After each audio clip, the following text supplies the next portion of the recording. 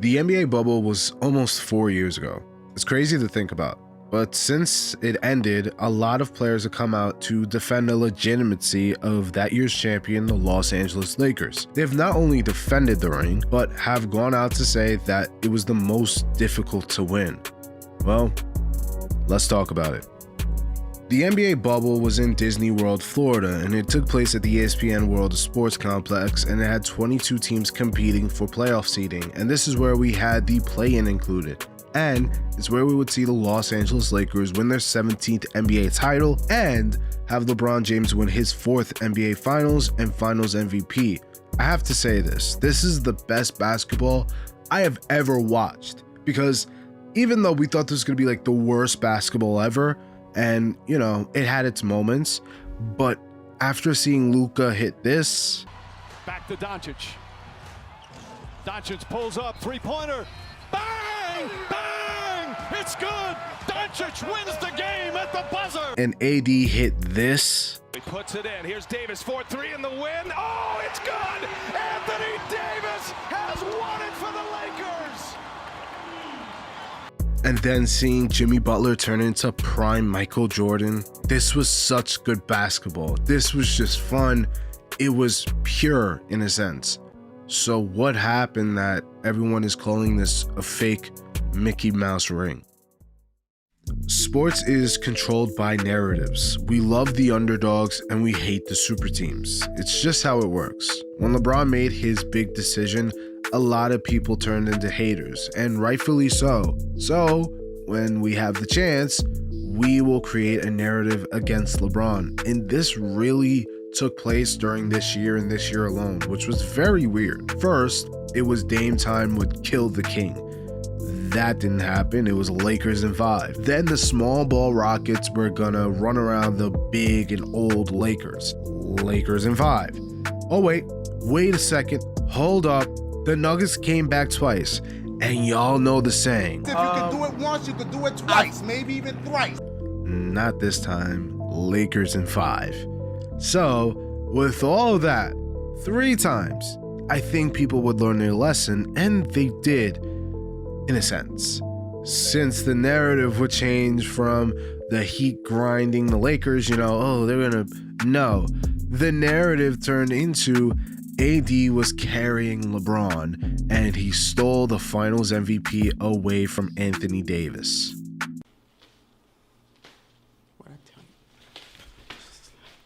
Now, what people have to realize here is that LeBron was averaging in the series alone 30, 12, and 8 while shooting close to 60% from the field. That doesn't happen. Anthony Davis, to take no credit from him, was great in this series. He averaged 25, 11, and 3 while shooting also 50% from he was shooting 57.1. LeBron shot 59.1, right? They both had incredible series. But if LeBron has a great series and Anthony Davis has a great series, who do you think is getting that Finals MVP while LeBron is 1 Finals MVP away from having or being the first NBA player ever from winning Finals MVP with 3 different teams? Who do you think they're going to give it to? Do you think they're going to give it to Anthony Davis? No. Again, narratives. But also LeBron James was the better player and he had the bigger impact. So it makes sense that LeBron got the Finals MVP. Where this ring gets discredited is with Miami. A lot of people said, oh, Miami's not a good team. Well, you also had Jimmy Butler, who scored 40 points and now also had a triple-double in Game 3. Same game, 40-point triple-double without attempting a 3. Not missed and whatever. No, he didn't attempt one at all. That's unheard of. Not attempting a 3 in 2020. That's crazy. So this team was very well deserving of making this run. They worked really hard. They beat really good teams. Like, this wasn't a bad team. This was a solid quality team.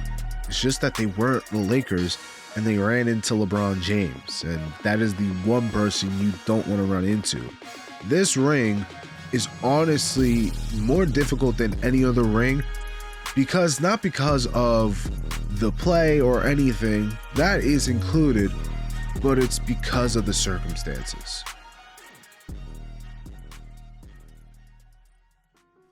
2020 was a very difficult time for a lot of people. Not just COVID, but the passing of Kobe and Gianna Bryant, David Stern, Chadwick Boseman. And not only that, but the tensions, the racial tensions of BLM with the passings of George Floyd and Breonna Taylor. And I will say this right now, they did not deserve to die. But I'm not getting into politics. Just horrible situations that nobody, including myself, wants to talk about anymore. So with all of that, this put pressure on the NBA to say something, for the players to speak out. And really, this gave them a platform. But now they were being forced to talk about it. And I think at that point, they just wanted to play basketball. Not only that, but they had to entertain everybody and kind of keep upbeat while all of their families, all of the fans, everybody and everything that made the NBA was gone besides the officials and the players. Everyone was out of their comfort zone. Everybody was uncomfortable. This is why this NBA championship is so difficult. It's not so much, oh, they're in a bubble, whatever, like they're all by themselves. This should be easy. It's not, because now, I've talked about this before, there's something called momentum.